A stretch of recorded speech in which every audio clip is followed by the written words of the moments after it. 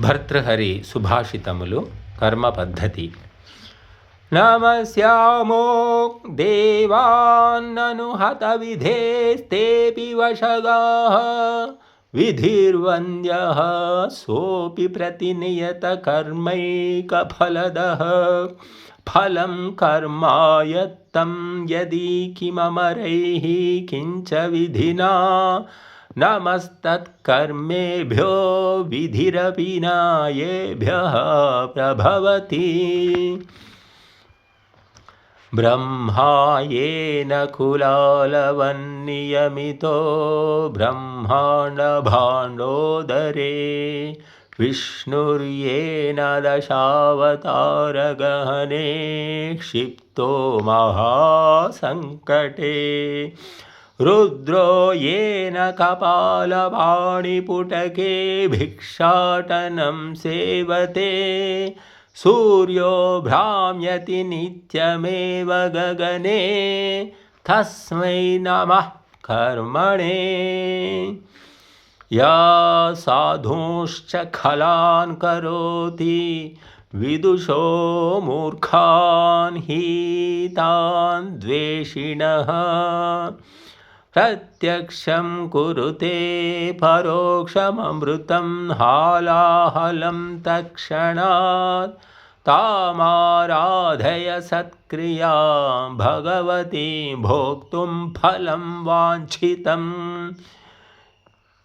हे साधो व्यसनैर्गुणेषु विपुलेष्वास्थां वृथा मा कृधाः शुभ्रं सद्म सविभ्रमा युवतयः श्वेतातपुत्रोज्ज्वल लक्ष्मीरित्यनुभूयते चिरमनुस्यूते शुभे कर्मणि विच्छिन्ने नितरामनङ्गकलह क्रीडा त्रुटत्तन्तुकं मुक्ताजालमिव प्रयाति झटिति भ्रश्यद्दिशो दृश्यताम्.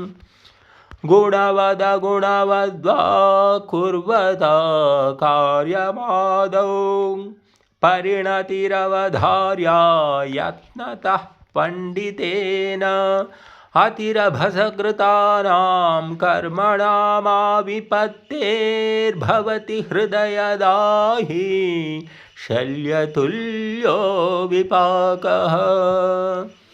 स्थाल्यां वैढूर्यमय्यां पचति तिलकणाश्चन्दनैरिन्धनौघैः सौवर्णैर्लाङ्गूलाग्रैर्विलिखति वसुधामर्कतूलस्य हेतोः छित्त्वा कर्पूरखण्डान् वृतिमिह कुरुते कोद्रवाणां समन्तात् प्राप्ये मां कर्मभूमिं न भजति मनुजो यस्तोपमन्दभाग्यः.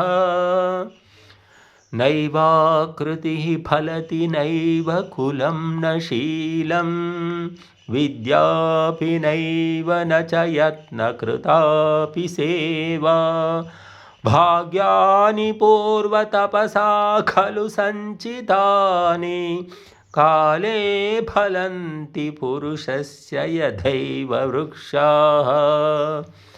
मज्जत्वं भसि यातु मेरुशिखरं शत्रूञ्जयत्वाहवे वाणिज्यं कृषिसेवनादिसकला विद्याः कलाः शिक्षताम्. आकाशं विपुलं प्रयातु खगवत् कृत्वा प्रयत्नं परं नाभाव्यं भवतीह कर्मवशतो भाव्यस्य नाशः कुतः.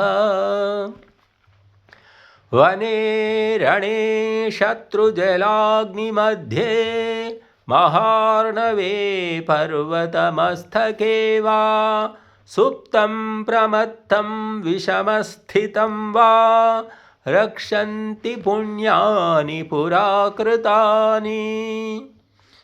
भीमं वनं भवति तस्य पुरं प्रधानं सर्वो जनः सुजनतामुपयाति तस्य कृत्स्ना च भूर्भवति सन्निधिरत्नपूर्णा यस्यास्ति पूर्वसुकृतं विपुलं नरस्य।